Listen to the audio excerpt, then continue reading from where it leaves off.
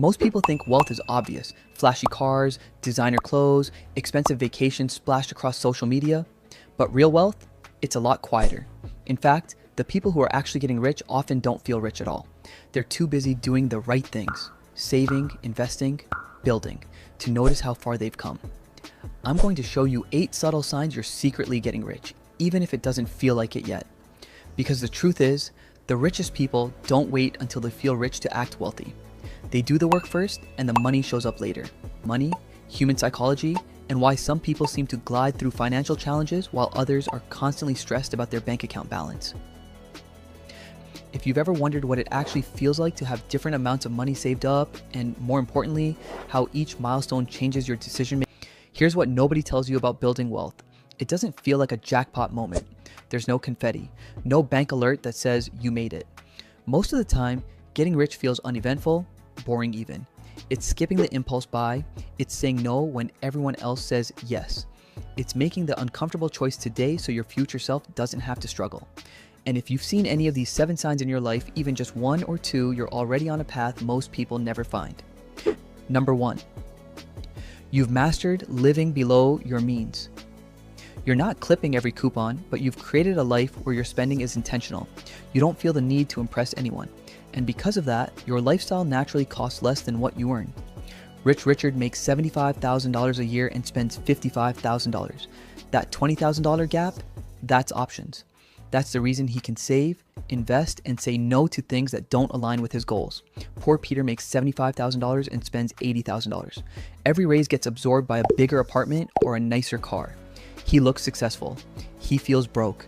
That extra margin gives you breathing room. It builds a financial buffer that turns into freedom over time. You're not depriving yourself. You've simply redefined what enough looks like. This habit compounds.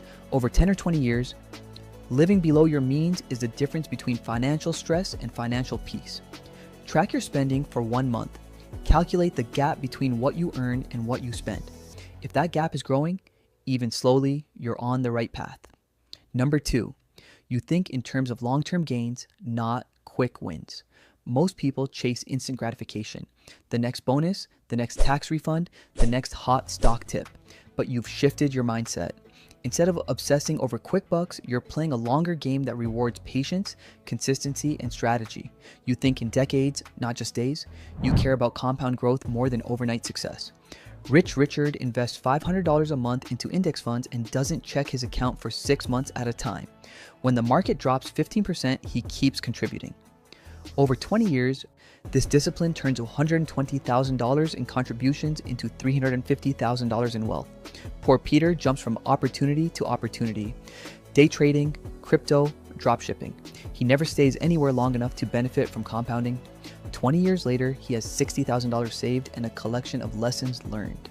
Quiet wealth isn't loud, it's disciplined. It's automatic contributions every month regardless of market conditions. If you're thinking long-term, you're already doing what 90% of people won't. Number 3, you've created a financial buffer and you don't talk about it. You're not living paycheck to paycheck anymore, but you're not bragging about it either. While others flex their lifestyles on social media, you've quietly built something more powerful: breathing room. You have money sitting in your account that you don't need to touch. An emergency fund, a cushion, cash that buys you time, peace of mind, and options. You don't panic when your car breaks down. You don't dread bills at the end of the month. And if your job vanished tomorrow, you wouldn't crumble. You'd calmly pivot. Rich Richard has $20,000 in a high-yield savings account. When his laptop dies, he buys a new one without checking his bank balance first. When his company announces layoffs, he's concerned, but not terrified. Poor Peter has $1,400 in checking and $300 in savings. Every unexpected expense becomes a crisis. The car repair goes on a credit card. Most people only realize the power of a financial buffer after a crisis. But you built yours before it ever came.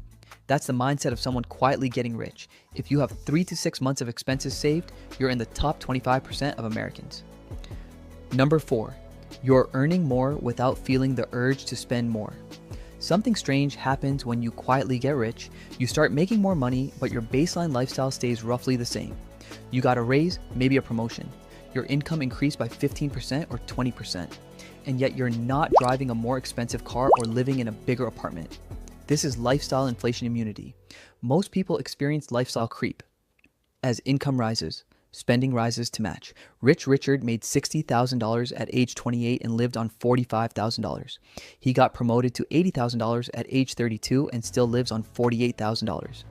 That extra $32,000 a year, straight to investments. By age 40, he's accumulated $280,000 in wealth. Poor Peter's income also went from $60,000 to $80,000, but now he has a $2,200 apartment instead of $1,400, a car payment instead of a paid-off sedan. By age 40, he has $35,000 saved. He feels successful because his lifestyle upgraded, but financially, he's barely ahead. When you get a raise and your first thought isn't, what can I buy now? But how much more can I invest? You've leveled up psychologically. Number